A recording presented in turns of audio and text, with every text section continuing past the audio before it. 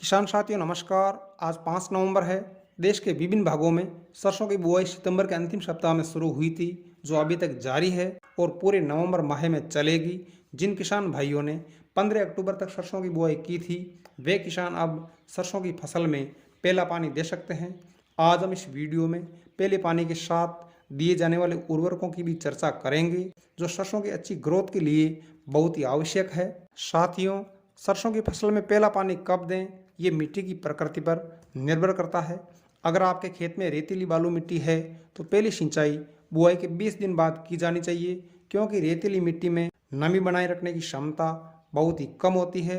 उत्तर पश्चिमी राजस्थान, पंजाब व हरियाणा का दक्षिणी भाग रेतीली मिट्टी का क्षेत्र है, अतः यहाँ पर फसल की जलीय आवश्यकताओं को समय पर पूरा करने के लिए व अच्छे उत्पादन के लिए प्रत्येक सिंचाई 20 दिन के अंतराल पर की जानी चाहिए।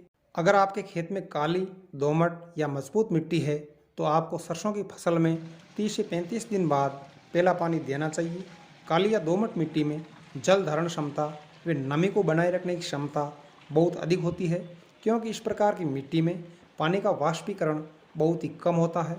साथियों, परंपरागत तरीके से सरसों की खेती करने वाले अधिकांश किसान बुआई के समय खेत में डीएपी जरूर मिलाते हैं। इसके बाद फसल पकने तक किसी भी प्रकार की खाद या उर्वरक नहीं दी जाती है, जबकि फसल की अच्छी ग्रोथ व अच्छे उत्पादन के लिए बुआई से लेकर 45 दिन तक का समय बहुत ही महत्वपूर्ण होता है। अगर बुआई के 20-25 दिन के बाद फसल में ग्रोथ नहीं हो रही है या पौधे कमज़ोर दिखाई दे रहे हैं तो पहले पानी के साथ 15 किलोग्राम प्रति एकड़ के हिसाब से यूरिया दिया जाना चाहिए। यूरिया की इतनी ही मात्रा दूसरे पानी के साथ दी जानी चाहिए। इस प्रकार 30 किलोग्राम प्रति एकड़ के हिसाब से यूरिया दिए जाने से सरसों की फसल को नाइट्रोजन की पूरी खुराक मिल जाती है, जिससे फसल का भरपूर विकास होता है। अगर आप सरसों का उत्पादन 1.5 से 2 गुना तक बढ़ाना चाहते हैं तो पहली सिंचाई में यूरिया के साथ सल्फर बेंटोनाइट का उपयोग अवश्य करें। सल्फर सरसों की फसल के लिए एक जादुई पोषक तत्व है, जिसका सीधा फायदा यह है कि यह सरसों के बीज का आकार बढ़ाता है और बीज में तेल की मात्रा को बढ़ाता है।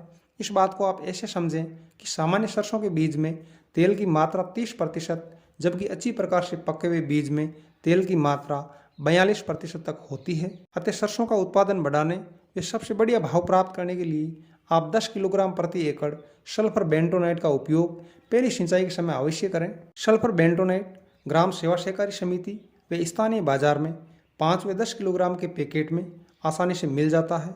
इस प्रकार सिंचाई व उर्वरक के समन्वित प्रबंधन से आप सरसों का शानदार उत्पादन ले सकते हैं और अपनी आय को 2 गुना तक बढ़ा सकते हैं।